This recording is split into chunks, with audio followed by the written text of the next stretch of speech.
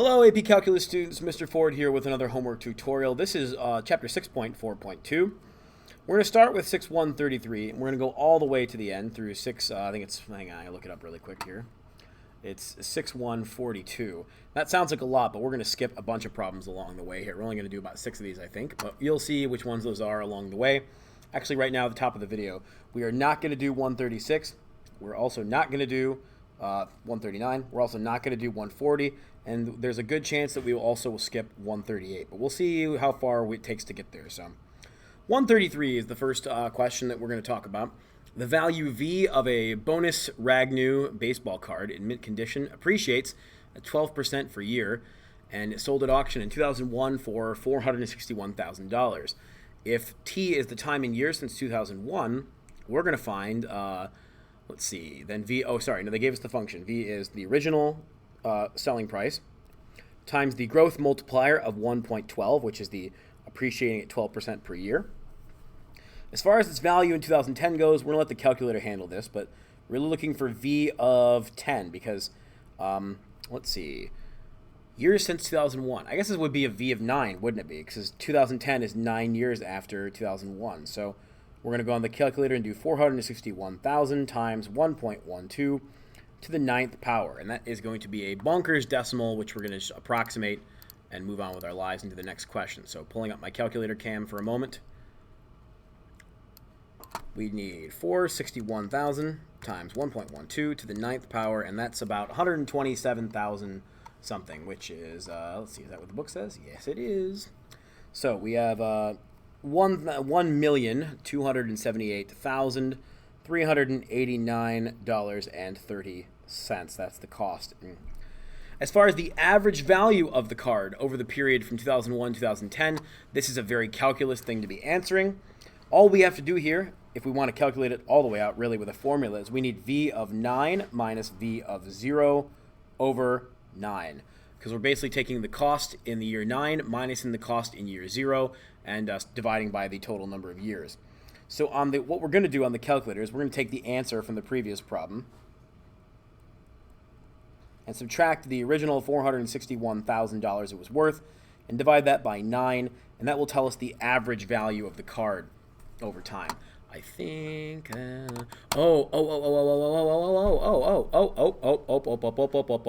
nope, that's not going to tell us that answer. I don't think it will, at least. Hang on. Let me correct myself here before I wreck myself. No, not quite what we're looking for there. Whoops.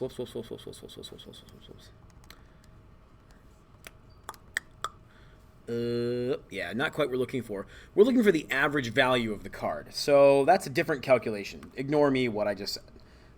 What I'm doing there is finding the average rate of change. That's not what we're looking for here. For the average value of the card, for question B, we're going to need a formula that we talked about a little bit yesterday and we'll do today in class.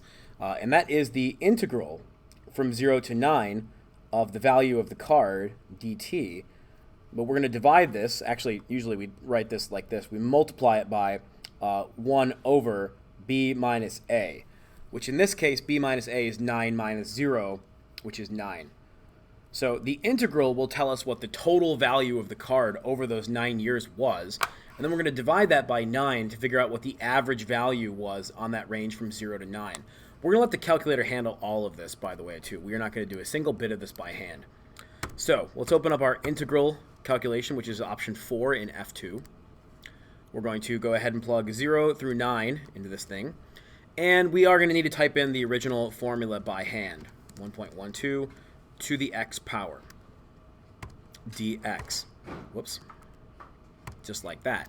That's going to tell us the total value of the card. If we added up the value every year continuously from 2001 to 2010, we're going to divide this by the 9 years the card was on the market, and that will tell us the actual average value of the card, which was about $801,000, $394.93. That is the average value of the card over that time.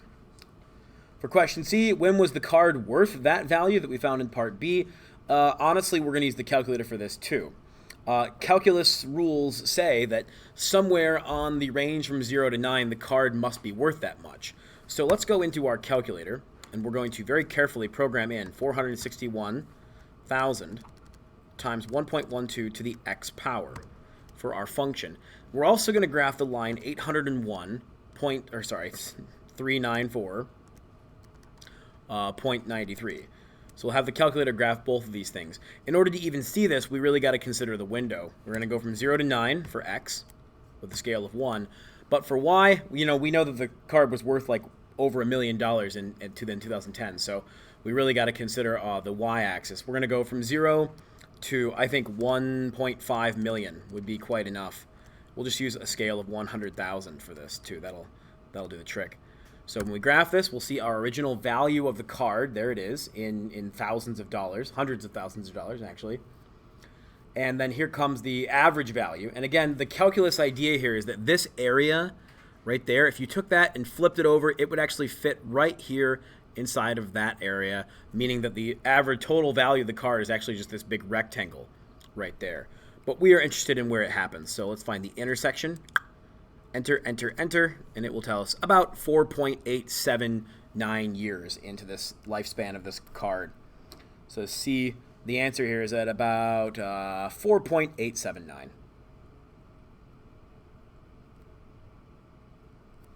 Like that. That's how many years it took. Probably sometime in 2006, I guess.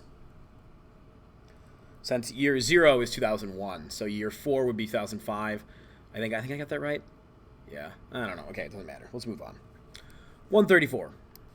Calculate the mean value of each function over one complete cycle of its graph. So this is going to give us a chance to do the same thing we did in part B. We're going to find the average value or mean value of a function over its one cycle. These are all sines, and sine is a periodic function. So when we say one cycle, we just mean that it takes, well, usually for sine, that's 0 to pi for that to happen. But we might need to confirm that on the graph. So let's talk about a first, which is the function f of x equals the sine of x. So the first thing we got to think about is one cycle. Now in this case, we know that one period goes from 0 to 2 pi. And this is a pretty easy function to do that with, so we're just going to deal with that right now. So we're looking for the integral from 0 to 2 pi of the sine of x dx. But we want the average value. So we're going to multiply that by 1 over 2 pi. For purposes of this instruction, you might say 2 pi minus 0 here. But basically, you take your top bound and your bottom bound and subtract them, and that tells you the range that you're multiplying by. Now this one's pretty easy to actually calculate by hand, because the antiderivative of sine is the negative cosine of x, evaluated from 2 pi to 0. And no real worries there, because the negative cosine of 2 pi, let's see, I gotta think about this one for a minute. Negative cosine of 2 pi is going to be negative 1. And the cosine of 0 is also 1, but it's going to be minus negative 1. Again, it's also negative 1. And so this just works its way out to be 0.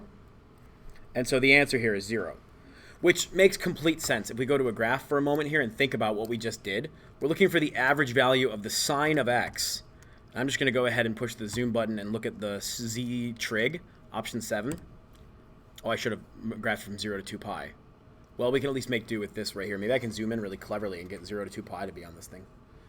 0 to 2 pi would just be the one period of the function. If you think about the average value of the function from here to here, well, it goes up to 1, it goes down to negative 1, but it all kind of balances out, and 0 is right in the middle. So the average value is 0. That makes complete sense on this graph.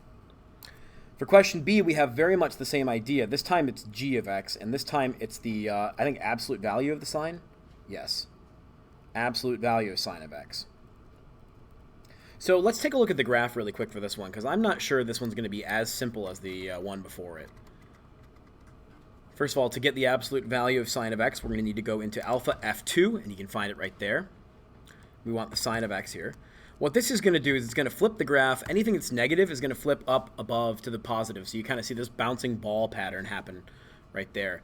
Now, one cycle, I think, goes from 0 to pi in this case, because this graph repeats itself every time you get to pi. In fact, I'm going to go on my window here and make it 0 to pi for x, and you will see that one pattern will happen. It goes up, and then it comes back down. So our average value this time will not be 0. It'll be something else.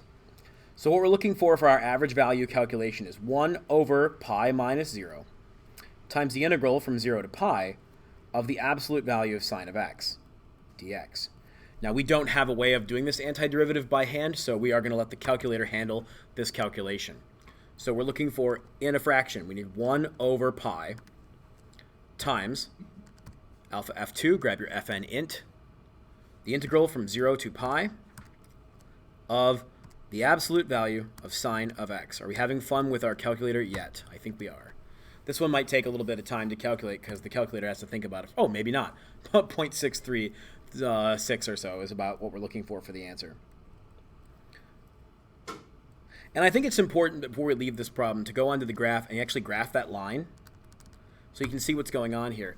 That horizontal line is the space where you can take all this area above the line, and that area should kind of fit inside of these two little spaces over here and here. And what you're doing is if you take that graph and smush it into a rectangle, that's kind of what you're doing there, and that makes sense for the answer. Question C, we have one more of these to look at. This is an important one to spend some time on because it's the newest thing we're doing. We're talking about the sine squared of x this time. This is, I think, k of x. The first thing we need to investigate is what is one cycle of this graph. I'm not entirely sure what it is actually off the top of my head. I think it might be 0 to 2 pi again, though. It's sine of x squared. I've never been a fan of how the TI calculator has to handle this graph. But let's go ahead and look at our regular zoom trig here and see what we're looking for. Looks like we're going from 0 to pi again, which would make sense because the squared will always make it positive, so it's always a positive graph. So again, I'm going to graph it from 0 to pi. You know, I'm even going to take y from -1 to 2 so I can really see this graph happen. There you see it going up to 1 and then back down to 0 again. So there's our one cycle. So once again, we're looking at a graph that goes from 0 to pi for one cycle. So for our calculation, we're going to do 1 over pi minus 0 times the integral from 0 to pi of sine squared of x dx, like that. And again, we will let the calculator handle this because we don't really have the integral tools right now to do this. In fact, if you're clever, you can actually just grab this one calculation from above. You can clear out the inside of it. Let's see, and I can just put a squared at the end of this thing, and that should do the trick. About 0.5, which, you know, again, makes sense. If you look back at the graph, if we go back into y equals and graph 0.5, if you look at the graph, that line there is going to cut the graph into parts where if I took this top part and kind of cut it in half, you can see how they would fit right inside of there and there. So 0.5 is the average value of this graph over time. That's exactly what we're calculating here. Pretty cool application. Let's move on to the next question. We've been here for a while. 6.135, we got a bunch of integrals and derivatives to do by hand. We will not be doing C. We will not be doing D, just for the purpose of time and the fact that those kind of questions are not on the AP test, so I'm not going to worry about them too much. However, for question A, we absolutely will be doing. This is actually a really easy problem, too, because when you take the derivative of an integral, those are opposite operations, so they actually just cancel out. The only thing you need to do is take x and plug it in for whatever variable is there, and it's already x. So what happens here is that the integral and the derivative cancel out, and you get the square root of 9 minus x to the third. And that's honestly all there is to this problem. Sometimes you'll see another function here, like x squared or something, in which case you got to do a chain rule, but we don't in this case. I guess I could put times 1 out in front if I wanted to drive home that point even further, but we don't need to do that here because x is a pretty simple function. For question B, now we actually do need to use some derivative rules because we don't have an integral to easily cancel out. So we're going to need to think about the product rule for this problem. I'm going to do the work down over here, I guess. So the first thing, I'm going to say u is equal to t to the negative first power. I'm going to say the second thing is the sine of t. I know the derivative of u is going to be negative 1 over t squared, or I guess I'm skipping some steps there, but it's negative t to the negative second power if you use the power rule there. I'm going to write that as negative 1 over t squared, a good one to get used to memorizing. And dv is the cosine of t. The derivative of sine is equal to cosine. So when it comes to putting this derivative together, again, this is for part B, our derivative, which is dy dt, in this case, yeah, I guess d dt.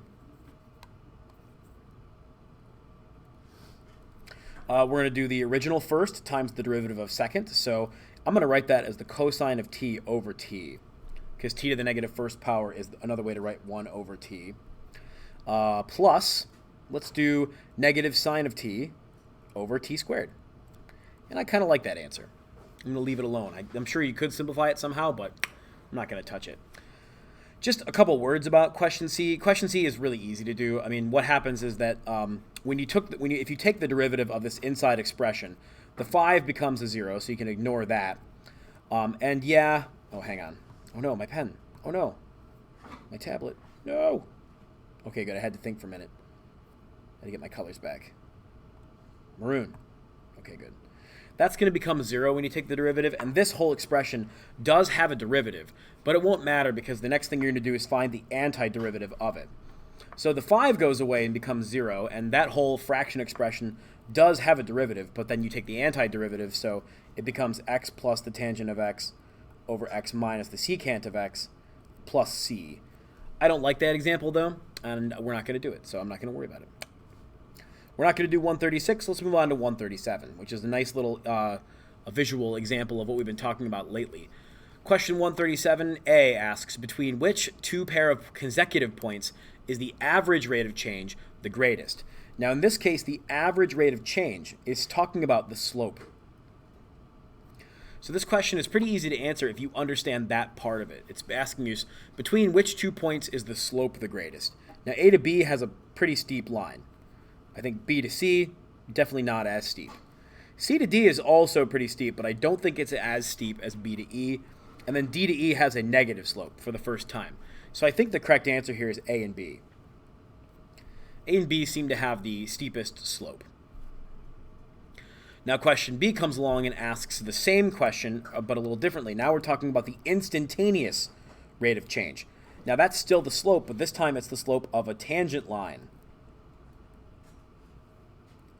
I guess if I want to go back in time and correct my instruction, question A is asking for the slope of a secant line. The difference there is that a secant line connects 2 points, whereas a tangent line is just 1 point on the curve. This is asking us where which point has a slope, instantaneous slope that's closest to 1. I think if you zoom in pretty close, A and B have just about the same thing, but it's really steep. I don't think that either one of those is 1.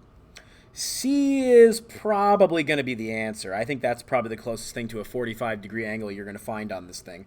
D is also a contender, I think. You could make that argument. But I think C is a better choice. E is too negative, so not going to happen. So I think it's definitely C. Question C comes along. Which is greater, the average rate of change between B and C or the instantaneous rate of change at C? So let me go to the drawing. I'm going to leave that red line on because the red line represents the instantaneous rate of change at C. But this green line is going to connect B and C, and it's going to be this line right there. That's the average rate of change between B and C. I think it's pretty clear from that drawing that C has a steeper slope, the instantaneous rate of change at C. So I guess I'm going to say, yeah, instantaneous at C for the answer. And question D asks, which is greater, the average rate of change between C and D or the average rate of change between C and E? So again, we'll use a couple different colors. The average rate of change from C to D would be the slope of this line connecting C and D together. The average rate of change from C to E would be this green line connecting those 2 points. And again, I think it's pretty clear from that drawing that it's C and D. Right there. Average rate of change would be a secant line. Instantaneous rate of change is a tangent line. Don't forget that, because that's going to keep popping up as we move forward into Chapter 7 for sure, too. We are skipping 138. Oh, no, we're not skipping 138. I think we can do this problem pretty easily. We're at almost 20 minutes, though, now, too, so I got to keep my eye on the clock. What's the best linear approximation of the general function y equals sine of a of x near x equals 0? Well, for a linear approximation, what we're basically going to do is we're going to write the equation of a... Why did my line jump there? I wanted it to be here. Don't do that. Okay. We're basically going to think about a good old point-slope form from our Algebra 1 days. We're going to think about writing the equation of a line because the idea is that the sine of ax is a curvy graph. It's very curvy. But if you zoom in close enough on any curvy graph, it starts to be a straight line graph. So what we're going to do is we're going to find the linear approximation when x is 0. And we're going to use that to build a straight line function that models kind of what the sine of ax is doing right around that time. The good news is that if we plug in 0, the point itself, we're going to plug in 0. If we plug in 0 for x, you get the sine of 0, which is also 0. So the point in question is 0, 0. So when it comes to putting our line together, we're just going to plug zeros in for x1 and for y1. What we don't know is the slope, and that can be kind of tricky to get. We need the derivative for that, dy dx. That's going to be the cosine of ax times a. We need the a there because that is the derivative of the inside function. The derivative of ax with respect to x is just going to be a, the constant. So what we need now is we need the derivative when x is 0. That's going to be the thing we need to calculate. That might be a little trickier to get here because that's going to be a times the cosine of 0. That's actually not too tough to do at all, though, because the cosine of 0 is 1, and so this is just a. That becomes the slope in our straight line equation that we're kind of thinking about building over here. So putting all of that together, the equation of our line is going to be y minus 0 equals a times x minus 0. So y equals ax. And honestly, that's the answer to the question. We don't have a way of getting any closer than that because we don't know any other information about it. But that line will kind of approximate what is going on with sine of ax really close to x equals 0. We're not going to worry about these physics problems or these exponential problems because they're just review for things, and we'll have a chance to look at that a lot next week anyway. 6141, though, we're going to talk about an implicit differentiation here. We have x squared plus y squared equals r squared, and we are just looking for dy dx. So that's actually not too tough to do. I'm going to need some space to work with, and you will too, but it's not a tough equation to get the derivative of. What we're going to do here is we're going to take the derivative with respect to x of this entire equation. Keep in mind that x is the key variable, so the derivative of x squared is just 2x, not a problem there. The derivative of 2y is, the derivative of y squared is 2y, but we don't know what y is. We do know it's a function of x, but we don't know what it is. So we have to multiply by its derivative with respect to x, or dy dx. Kind of a chain rule situation going on there. R squared is just a constant. It's some number. And so its derivative with respect to x will just be 0, which is what makes this problem actually pretty easy to find the dy dx of. If you do the subtraction and the division, what you'll get is negative 2x over 2y, which is just negative x over y. And that's honestly all there is to this problem. Down below, we have one more problem to do, and it's another practice for our inverse derivatives. We actually already know what the derivative of natural log is. We actually know that the derivative, d dx, of natural log of x is 1 over x. We've seen that a few times. What we're doing here is we're proving that one more time, but we're going to practice using our inverse derivative formula. They tell us right away, as if we didn't already know, that e to the natural log of x equals x. Those are opposites of each other, or inverses. So we're going to use the formula of an inverse to calculate the derivative of natural log of x. In this case, I think it's important to point out that f inverse of x is the natural log of x, and the original function is going to be e to the x. They're opposites of each other. Our formula for f inverse prime of x is 1 over f prime of, I like to use different colors for this, f inverse of x. Like that. So we only need a handful of pieces for this. In fact, we can actually just kind of plug things in right now. Actually, we're pretty much done. We're set to rock and roll because there is no specific value for this. We're not finding the derivative when x is 2 or something. So we can just plug in our information. For example, we know that f inverse of x is the natural log of x. So we have 1 over f prime of the natural log of x. And fortunately for us, f prime of x in this problem is just e to the x because the derivative of e to the x is itself. So what we have here is 1 over e to the natural log of x. And because they told us right up here that e to the natural log of x equals x, this is 1 over x. And we're done. QED. Or if you want to be me in college, you write booyah. But it's up to you what you want to write. Doesn't matter too much. Hey, that wasn't so bad. We made it out in 25 minutes, which is pretty good for us these days. Keep going with this. If you're following along with these videos and just keeping up with the homework, that's more than you know is helpful. It's very, very, very helpful. We had a lot of stuff to talk about in class today, too, so it's going to be another one of those longer notes days. But it's a really easy theorem, so we'll have some fun. Anyway, you guys are awesome. I'll see you in the next video. Keep it up. And look at this, 25 minutes on the dot.